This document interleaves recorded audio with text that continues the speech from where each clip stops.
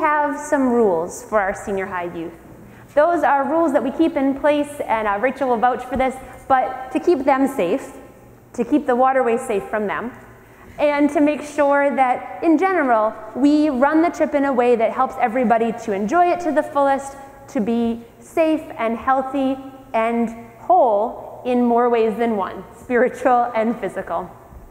One of the rules that we have in place during the trip is that they have to be wearing shoes pretty much all the time. And there's a couple reasons for that. You can probably imagine them. When you're walking in the water, in rivers, or pulling your canoe up in a lake, you don't know necessarily what's going to be under there, and you don't want to have bare feet. And also, if you're walking through a campsite, there's all kinds of sticks and rocks and twigs and creatures that are there, and you want to make sure that your feet are protected. Because among other things, a cut on a foot is a problem and an annoyance anywhere. But when you're in the wilderness for 2 weeks, and you're spending more time with your feet in the water than out, a cut that you get on your foot doesn't heal very well. And so we put this rule in place to protect the kids' feet, and our own, from the elements and from getting a cut that won't heal. But there is one place on the trip, one spot where we lift that ban, just for a little while. Towards the end of the trip, there's one campsite that has a broad, flat expanse of grassy land. And we try to stay there each time that we go on the trip. And when we arrive there, at some point in our journey, we made the decision that on that grassy expanse of land, just when the kids are right there, not if they go off the grass, not if they go to the outhouse, but if they're on that broad expanse of grassy land, they can remove their shoes and go barefoot. And the rejoicing that happened when we told them that, the joy that filled them, was incredible. These are high school kids who are just being told that on this small, relatively small expanse of land, they can remove their shoes, and they were ecstatic. They were overjoyed. You know, I think part of it comes with when you're spending 2 weeks being told that you cannot go barefoot outside of your tent, that you cannot have that experience of feeling the ground beneath your feet. When you're told that you can remove your shoes and stand upon the grassy ground, it does something good. It does something good for you as a human being, for those kids, for our souls. And that really underscores what Barbara Brown Taylor is talking about in the chapter of the book An Altar in the World that many of us are reading this summer. Many of us have been reading this book, An Altar in the World, and we've been thinking about it, talking about it, and preaching on it. Together, we've thought about the experience of waking up to God. We've thought about the experience of the practice of paying attention to God. We've thought about the practice of being in a body, the practice of wearing skin. And this week, Barbara Brown Taylor talks about the practice of walking on the earth. The practice of walking on the earth. The practice that those high school kids engage in without even really thinking about it when we tell them that they can remove their shoes and stand with their feet firmly upon the ground.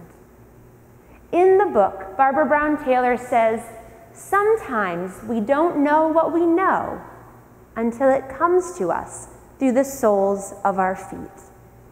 Sometimes we don't know what we know until it comes to us through the soles of our feet. And it could be extended. It's not just through the soles of our feet, although that's her focus this week, but sometimes we don't know what we know until we experience the goodness of God's creation through the wind blowing on our face. Sometimes we don't know what we know until we experience the goodness of God's creation in the ocean waves lapping at our feet. Sometimes we don't know what we know until we experience God's creation as a sunburn on our arms. Sometimes we don't know what we know until we have that tactile experience of God breaking through to our bodies through this incredible creation. So Barbara Brown Taylor talks in the book about the practice of walking. The practice of walking on the earth. The practice of removing our shoes and connecting right there with the ground. Now, she says in the book that what she recommends is being bold enough to just remove our shoes and just give this a little bit of a try. Most of us aren't used to walking around, maybe home from our jobs, in the city, without our shoes on. But she says there's a way to do it. You can remove your shoes and find a place that will suit you. Maybe she says it's a grassy knoll if you're a beginner to this practice. Or if you're not, or you're a little more adventurous, maybe you want to try a rocky stream bed. Or maybe you want to try going down to the beach at Lynch Park and just walking in, not on that little pathway that they've built, but on those rocks. That's for the very advanced among us. Lynch Park is no joke. But she says, stand there and feel what you feel. Stand there as if the earth was truly holy ground to you. Let it please you, she says. Let it hurt you a little. Feel the way things really are without the protection of little tanks strapped to your feet. That line really caught me when she talked about having little tanks strapped to our feet to protect us. Because in so many ways, so much of our life is about protecting ourselves. Certainly the rule that we put in place on the Allagash is about protecting the youth, protecting our own feet. We spend a lot of time in the world protecting our physical selves, protecting our very souls from hurt. And often that's with good reason. But we should not forget, and that's what Barbara Brown Taylor is talking about, we should not forget that there are times in our lives to remove that protection, to remove the barriers between ourselves and the way things really are, so that we might connect not only with the earth beneath our feet and creation all around us, but with one another. Remove the protection from the way things really are, so that we might feel that connection with God and one another. Now, in your order of worship, your suggested spiritual practice for the week is about trying some barefoot walking. And if you are bold enough, you can try it in a city. I read a long blog article about a self-professed barefoot walker who worked at a busy city hospital, and he would leave the hospital every day, take off his shoes, and walk home to his city apartment barefoot. He said you should be prepared if you do that. A lot of people will stop and ask you if you need shoes, and if you're okay and where you're going. But there is a way to walk barefoot anywhere in our world. And if it's not easy for you to walk, you can engage in this practice by getting outside and feeling the wind, feeling the firmness of the ground as you sit, observing those who walk. Because walking can be a mindful practice, whether we are the ones doing it or we're observing the walking.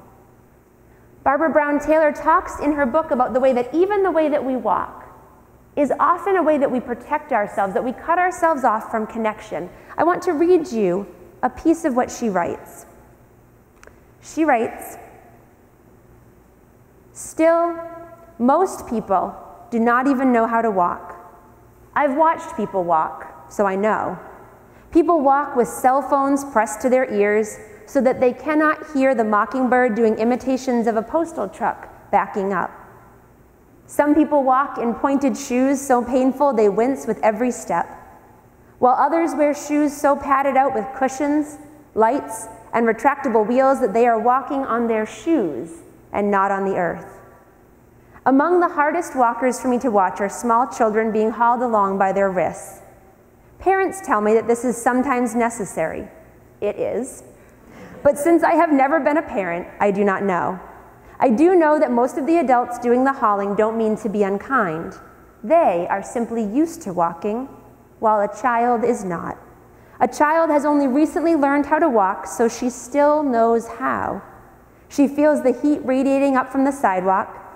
She hears the tapping of her shoes on the cement. She sees the dime someone has dropped in the crosswalk, which she leans toward before being yanked upright again. The child is so exposed to the earth that even an acorn underfoot would topple her, which may be why her adult is hanging on so tightly. But the speed is too much for her. In the way that we walk with our cell phones to our ears, or our uncomfortable shoes, or our hurried pace, our heads down, focused on our next thing on the to-do list, our next goal. Does this sound familiar to anybody else? It sounds familiar to me. Even the pointy shoes sounded familiar to me. But the way that we walk serves as a kind of protection. Instead of walking exposed and new to the world like a child, because we could all walk like that child, slower, more deliberately, noticing the things around us, noticing the dime in the crosswalk, the heat from the sidewalk. But we walk fast most of the time. We hurry, heads down, we're off somewhere else, we have our phones, and those things are a kind of protection. They keep our heads down, they keep us isolated. It stops us from looking up, lifting our eyes to the hills. It stops us from finding out and looking around at creation, from where does our help come? It stops us from connecting with the faces of those around us, the place that you are perhaps most likely to see God, hurrying past you with a cell phone too. Barbara Brown Taylor talks about changing the way that we walk to connect with one another and connect with God. And I think the psalmist who wrote the 121st Psalm truly understood that. That psalm that Kent read, the psalmist says, I lift up my eyes to the hills. From where will my help come? The help comes from the Lord. We lift up our eyes to the hills and we are connected with God through creation. We lift up our eyes and we're connected with one another. We see one another face to face. And there, in so doing, we glimpse the face of God. The psalmist says, trust that God will keep your feet to the path. Trust that you will not stumble or fall. And God will keep your going in and your coming out now and forevermore. When we change the way we walk, we have that moment to lift up our eyes to the hills, to lift up our eyes to the faces of one another, to place our trust in God as we feel that firm connection beneath our feet. This is something that Jesus surely understood.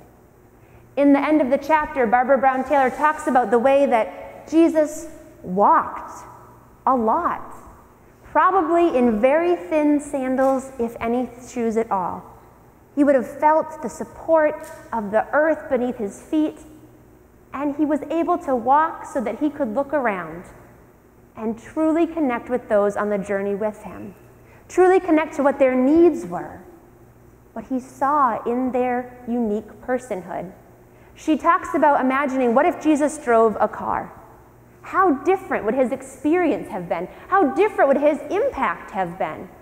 When we're in a car, we see a glimpse as we go by, but we don't have the time or the ability to notice the individual faces of the people sharing the journey with us. She says, surely someone could have even loaned Jesus a fast horse. If he wanted to get around quicker, there were ways he could have done it, but he chose not to. And so that, I think, has something to do with what Jesus knew of the 121st Psalm, what Jesus knew of the power of walking, what Jesus knew of lifting up his eyes to the hills, calling upon his God, looking into the faces of those around him as he walked, noticing the needs of the beggar on the side of the road, the man with the hurt leg, the woman hemorrhaging. Jesus walked and had time to connect to God and to God in the people all around him.